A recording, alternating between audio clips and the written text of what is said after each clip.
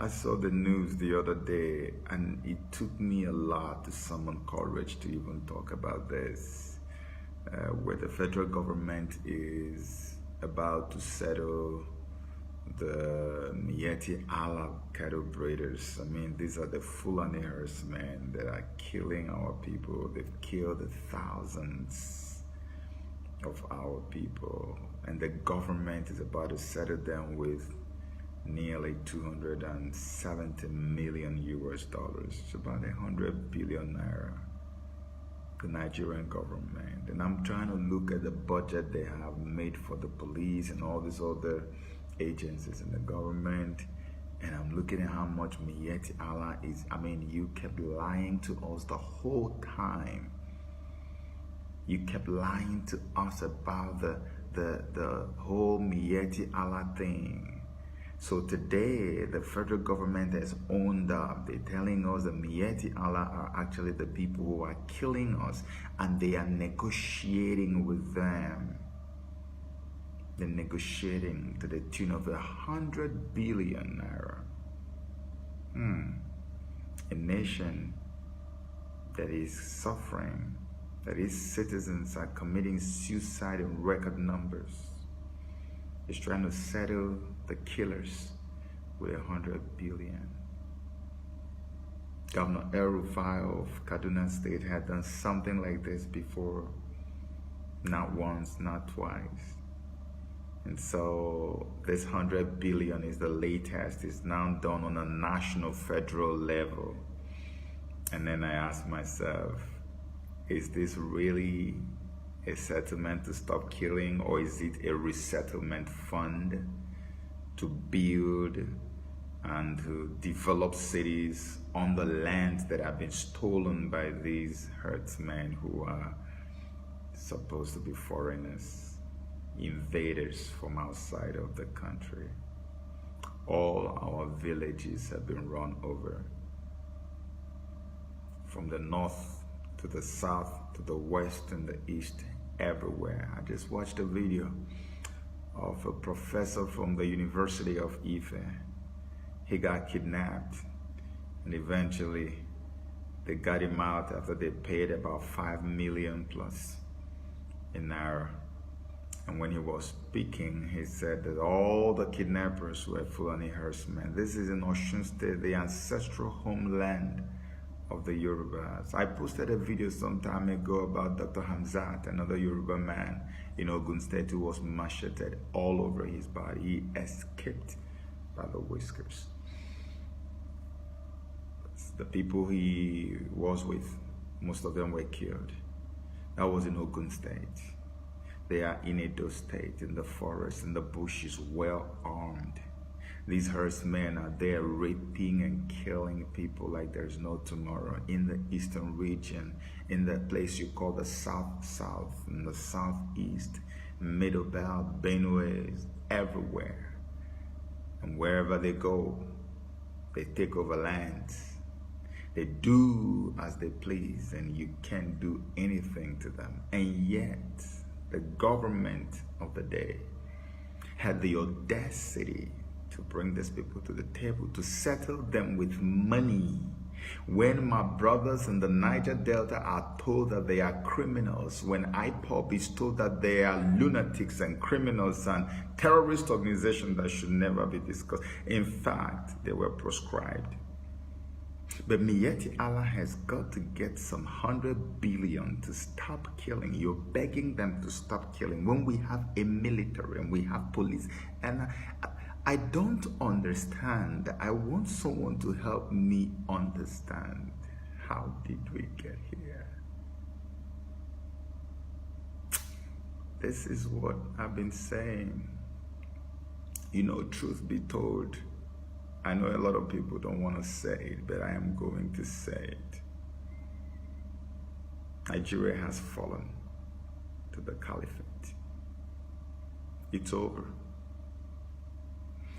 But the only reason I will tell you it's not yet over on our side is because God is with us. The Republic of Biafra is rising up. I don't know about the rest. You know, the reason we are where we are today, like everybody would like to know, is because of our brothers and sisters from the southwest of Nigeria, the Yorubas. And it is not because of Bola Tinubu, it's not because of some Yoruba imam. It is because of E.A. Adeboye, the presiding senior pastor of the Redeemed Christian Church of God. I place this blame right on your table. You have betrayed the rest of us in Nigeria. You have betrayed the body of Christ. There are too many things that this man could have done so swiftly, and this madness going on in Nigeria would have been averted. So many things that he could have done. He would not do it because he decided to partner with the enemies of our destinies. Imagine if the Southwest had united with their brothers from the so-called Southeast and South. There is no chance, there would never have been a chance for these marauders, for these blood-sucking demons to have come this far. They would never have tried. They would never have dared.